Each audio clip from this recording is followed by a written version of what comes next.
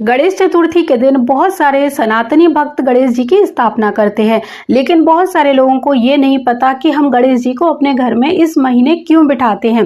पौराणिक कथा के अनुसार महर्षि वेद व्यास जी ने महाभारत की रचना की, लेकिन लिखना उनके बस की बात नहीं थी। अतः उन्होंने इस कार्य के लिए गणेश जी को मना लिया।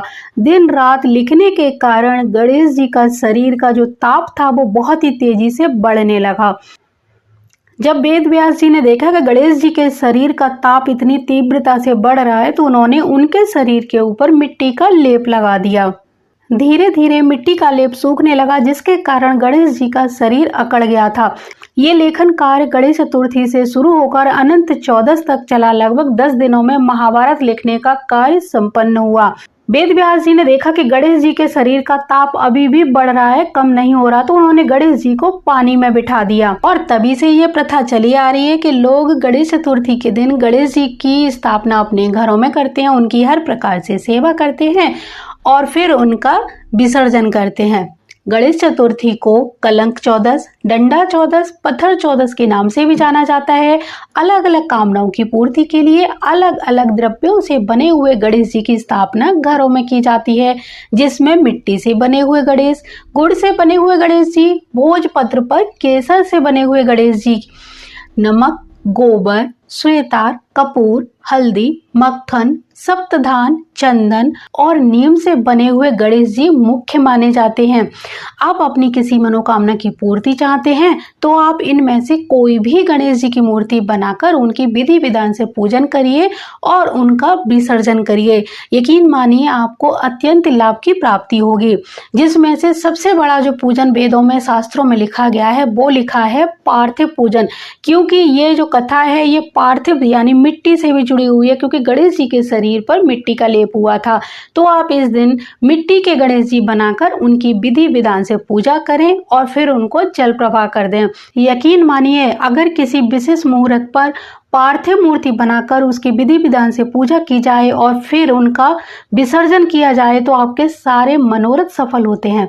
तो अब जानते हैं गणेश चतुर्थी की पूजा विधि। बहुत ही सरल पूजा बताने जा रही हूँ।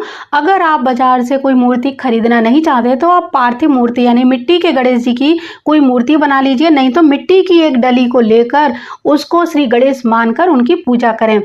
गणेश जी की मूर्ति किस प्रकार बनानी है, उसमें कौन कौन सी सामग्री होनी चाहिए, इसके लिए मैं अलग से वीडियो बनाऊंगी, उसको आप मेरे चैनल पर जरूर देखिए। तो अब जानते हैं पूजा की पहले सामग्री।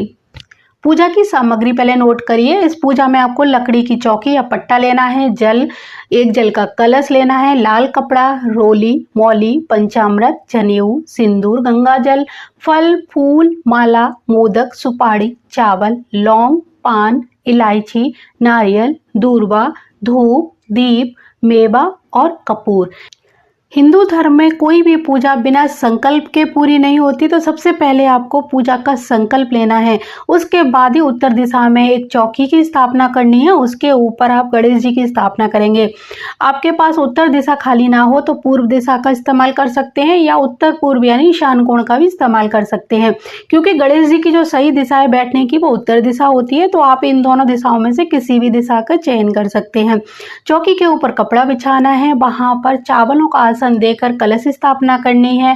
साथ ही साथ गणेश जी की और समस्त देवी देवताओं का आवाहन करके वहां स्थापना करनी है। गणेश जी को स्नान कराना है, वस्त्र पहनाना है, धूप दीप पूजा सामग्री जो भी चीजें मैंने यहाँ लिखाई वो सभी आपको बारी बारी से उनको अर्पित करनी है और बड़े प्रेम भाव के साथ उनके किसी मंत्र का प्रयोग करते हुए उन्हें सामग्री अर्पित करेंगे। पूजा के बाद आपको अथर्वशीष यानी गणेश अथर्वशीष का पाठ करना है। अगर आपको ये पाठ नहीं आता है तो कोई और पाठ कर सकते हैं, जो भी आपको आता है, चालीसा, उनका आरती, ये सभी जो नॉर्मल चीजें हम पूजा में यूज करते हैं उनका वही प्रयोग कर सकते हैं। उनका सच्चे हृदय से ध्यान करिए, पूजा में हुई गलतियों की क्षमा याचना करिए। बस आप सच्चा प्रेम और भाव उनको देंगे, वो इसी से प्रसन्न हो जाएंगे।